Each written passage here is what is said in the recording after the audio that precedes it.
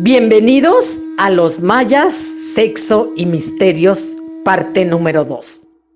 El periodo preclásico es el periodo formativo y en el clásico florecieron todas las artes, las ciencias, toda la filosofía, la religión, etc.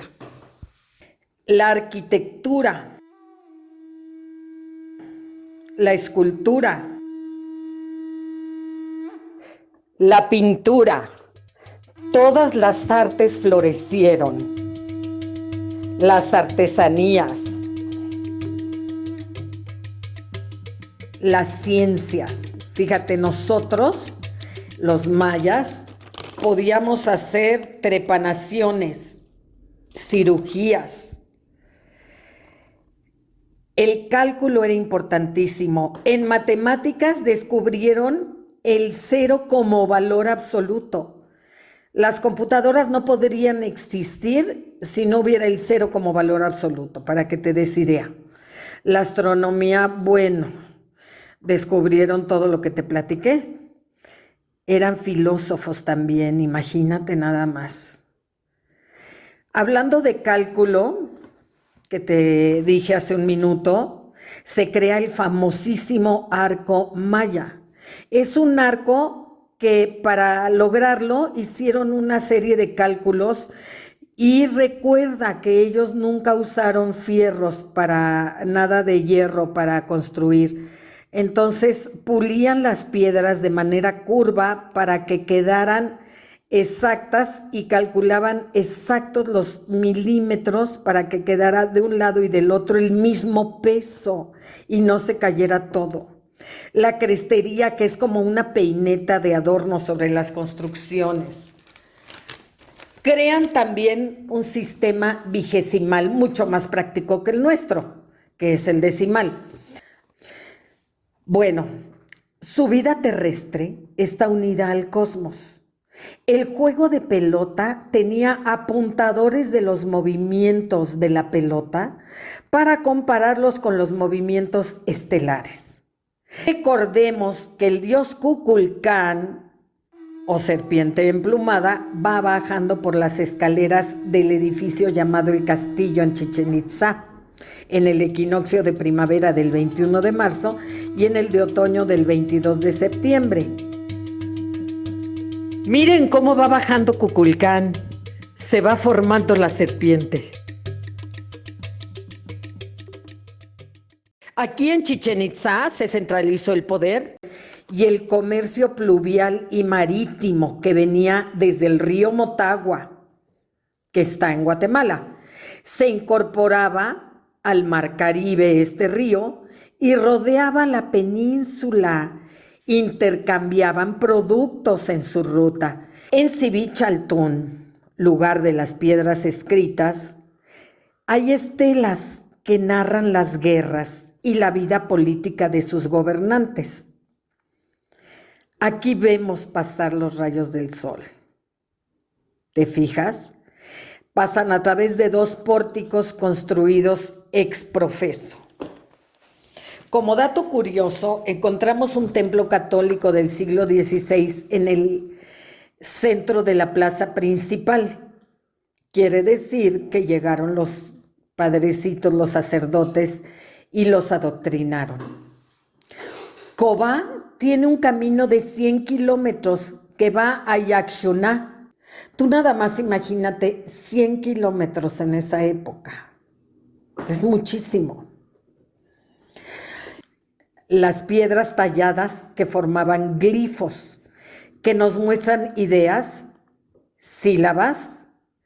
Las estelas, que son enormes plataformas que nos platican su historia. Los dinteles, que son los que están a los lados de las puertas, como el 25 de Yaxchilán, donde una mujer se pasa una cuerda con espinas como acto sacrificial en medio de la lengua. La gradería, tenían la gradería, los escalones, donde podías leer sus historias. Fíjate nada más, qué maravilla. Copán tiene 63 escalones de 9 metros de largo cada uno y 2.500 glifos que nos hablan de los quehaceres de su rey en el año 750, fíjate, y sus sucesores. En Palenque es importantísimo reconocer que la tumba de Pacal es extraordinaria. Ese sarcófago tan pesado, labrado, en donde vemos también en las paredes a los 9 señores de la noche. Es una maravilla. Pues aparte de eso, Pacal narra su victoria sobre Santa Elena y Pomoná, cuyos gobernantes fueron convertidos, así dicen, en comida para los dioses. Puesto que habían atacado a Palenque con anterioridad. Así, Pacal se hacía publicidad. Fíjate, desde entonces se manejaba la propaganda, desde el año 660, y seguramente antes también. Pacal tenía un gran ejército con muchos soldados. Las prostitutas en el mundo maya eran llamadas maquis, y eran entrenadas para su muy ardua labor. Los soldados y oficiales del ejército las lucían del brazo con orgullo. Era parte de sus privilegios. También, desde luego, como en cualquier guerra, el botín de guerra. Ellas, las prostitutas, las maquis, se pintaban, usaban aceites de flores como perfume.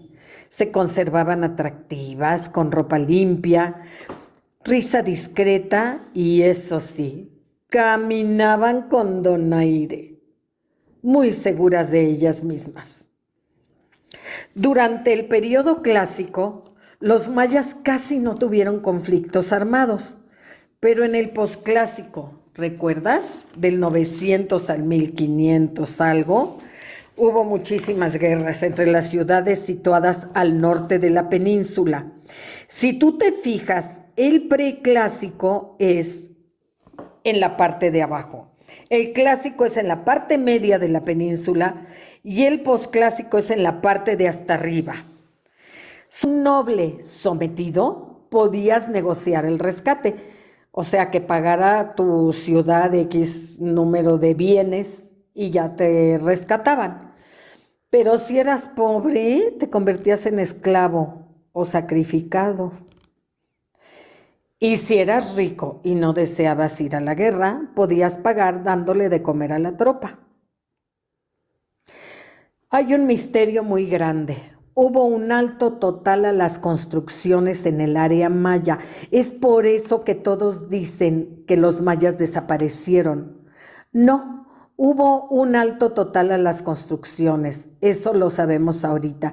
Inclusive en una de las zonas mayas encontraron entierros de nobles, así como muy al aventón, como que nada más unas piedras encima y como si llegara la gente, lo enterró y se fue. Hay un abandono de las ciudades alrededor del año 850. Durante muchos años, todos los estudiosos trataron de encontrar el porqué. Finalmente, con aparatos modernos, detectaron que hubo una gran sequía. Las personas las fueron abandonando y fueron a fundar pequeñas comunidades agrícolas, siempre a la orilla de los ríos o de los arroyos. Y ya en el 1200, que el clima se estabilizó, regresaron a las grandes ciudades-estado, así como tú ya lo sabes. Tenemos a Mayapán, que tuvo su auge del año 1050 al 1450, que hubo una revuelta, y al terminar esta se dividió y quedaron 16 señoríos. Varios linajes entran en pugna debido a rivalidades comerciales y de expansión. Y cuenta la leyenda que Sagnité de Chichén Itzá, fíjate bien, Sagnité es de Chichén Itzá, es una bellísima princesa. Es prometida desde pequeña al señor de Uxmal, que se llamaba Ulil. Pero un día se encuentra a Canek, que era guapísimo, pero guapísimo. Y como jovencita se ilusiona, tenía 15 años. Según ella, se enamora de él.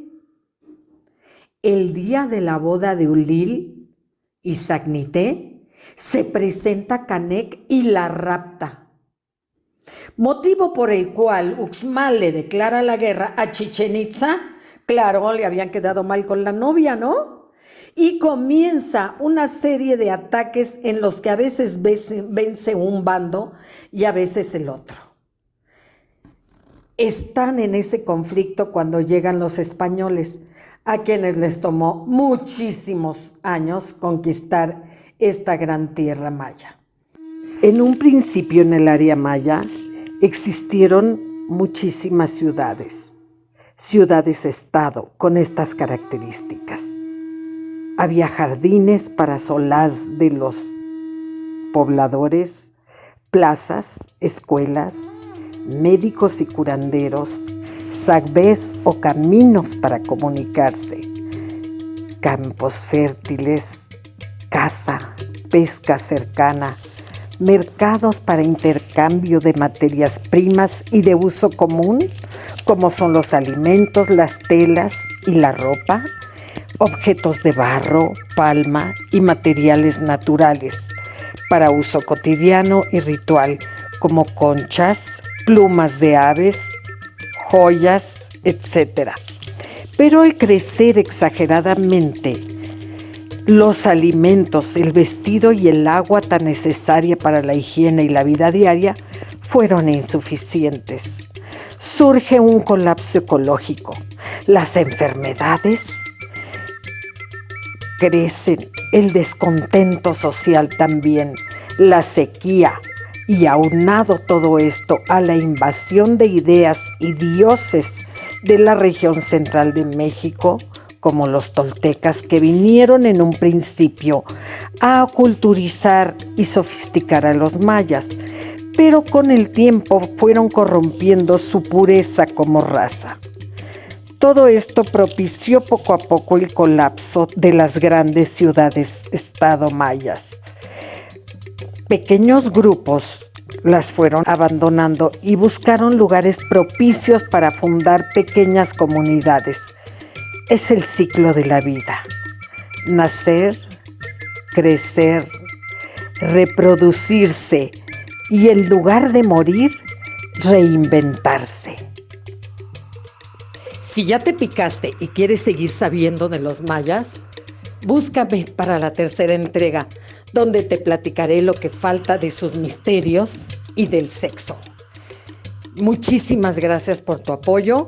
Espero que toques la campanita para que nos sigas y veas el tercer capítulo de mayas y de muchas culturas más.